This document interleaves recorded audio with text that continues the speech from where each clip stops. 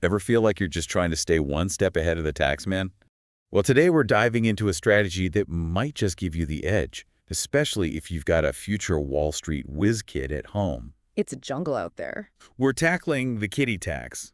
It's one of those tax laws that can really trip people up, even if you think you've got a pretty good handle on your finances. Oh, it's a tricky one for sure. A lot of people don't even know about it until it's too late. And that's why we're here. We're going to break it all down using this great article from Skloff Financial Group as our roadmap. They really lay it all out there, how it works, who it affects, and most importantly, how you can potentially reduce your tax burden. Exactly, because who wants to give Uncle Sam more than they absolutely have to? Right. We all work hard for our money. So let's start with the basics. What exactly is this kiddie tax, and why does it even exist? Well, in a nutshell, it's designed to prevent high-income families from shielding their money from those higher tax brackets by putting assets in their children's names. Uh-huh. So it's kind of a way to level the playing field. You could say that. Makes sense. So we're talking about investments here, right? Yep. Unearned income is the key word. Think interest, dividends, capital gains, that kind of thing. Okay, so my kid's summer job earnings are safe. Exactly. We're not talking about wages from a job here. Phew. That's a relief. Yeah. But those stock options from Grandma, those might be a different story. Now, those you'll want to pay attention to, especially with these thresholds and how they work. All right, so let's talk thresholds. What are we looking at here? So for 2024, the first $1,300 is tax-free, which is pretty generous, right? Not bad. Free money is always good. Absolutely. But then the next $1,300 is taxed at a flat 10%. Okay, so far so good. But there's a but coming, isn't there? There's always a but, right? Yeah. Any unearned income beyond that $2,600 mark, well, that's when the kiddie tax can really pack a punch Because it gets taxed at the parents' rate. And knowing that most of our listeners are high earners, ouch. This is where things can get expensive, right? Exactly. And this is where that article really comes in handy. It does, because they actually break down some scenarios, don't they? They do, with these hypothetical kids, child 1, child 2, and child 3.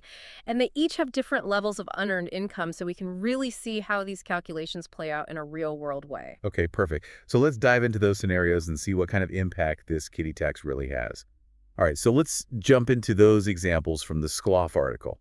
They use child 1, child 2, and child 3 to illustrate how the tax burden can really fluctuate. Right. Each child represents a different level of unearned income, so we can see how that plays out. Perfect. So walk us through it. Starting with child 1, how much unearned income are we talking about, and what's the tax situation there? So child 1 had a pretty good year tax-wise. They only had $500 in interest income. $500, that's it. Yep, that's all. Which means they're way under that $1,300 tax-free threshold we talked about. They're sitting pretty. Exactly. Yeah. No taxes for child 1. They can keep their $500 and enjoy it. Must be nice. All right, what about child 2? How are they looking? Child 2's got a bit more going on. They earn $5,000 in unearned income. Okay, so now we're getting into that danger zone a bit. A little bit. Right. Yeah, so remember that $2,600 tipping point? I do. This is where it comes into play. A portion of child 2's income will be taxed at that 10% rate, which isn't too bad. Right.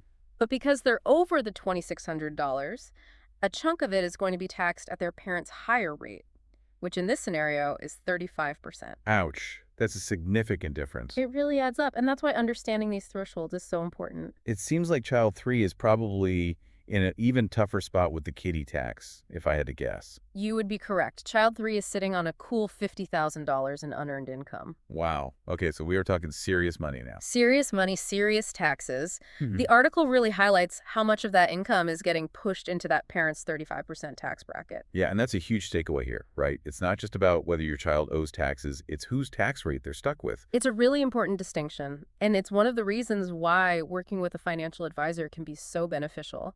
Because they can help you navigate these complexities and potentially find ways to optimize. Exactly. The Skloff article really emphasizes that a knowledgeable financial advisor can help you strategize those investments and potentially reduce your overall tax liability. So there are ways to be smart about this. Absolutely. It's not just a matter of throwing your hands up and saying, well, I guess that's the way it is. There are things you can do. Which is really reassuring to hear. Mm-hmm. So what are some of those strategies? What are some of the things that people can do to be proactive here? Well, one thing that the article mentions that I find really interesting is using what's called a custodial Roth IRA for a child's earned income. Okay, so we're talking about money the child earned themselves. Exactly, like from a summer job or something like that. Right. So with a Roth IRA, contributions are made after taxes. Gotcha. And this is the key: withdrawals in retirement, those are tax-free. That's huge. Right. So if you have a child who has some earned income, maybe from a part-time job, you can help them contribute to a Roth IRA and potentially avoid that kiddie tax hit later on down the line. That's a fantastic tip. I bet a lot of parents aren't even aware that's a possibility. It's like setting them up for success on multiple levels, Yeah. avoiding a potential tax burden down the road, and also teaching them about the importance of saving for retirement early on. Exactly. It's a win-win. Totally. And you know what this conversation has really highlighted for me is that the kiddie tax, it's not just about the numbers. Right. It's about taking a proactive approach to your family's finances. And it's about those conversations that you can have with your kids along the way. Absolutely. Because even if the kids aren't directly managing their investments, yet these conversations can plant the seeds for financial literacy down the line. Exactly. It's about empowering them to understand how money works, how taxes work. Right. It's about giving them the tools to make informed decisions about their finances as they get older. And those are lessons that will last a lifetime. Couldn't agree more. This has been such an insightful deep dive into a topic that I think a lot of people might not even be aware of. It's one of those things that can easily fly under the radar. It can. So if you're listening and you have kids, especially if they're starting to receive investment income, don't wait. Talk to a financial advisor. Get ahead of this thing. The sooner the better. Absolutely. Well said. For more information on the kiddie tax and all the strategies we've discussed today, be sure to check out the show notes for a link to that Skloff Financial Group article. It's a great resource. It is.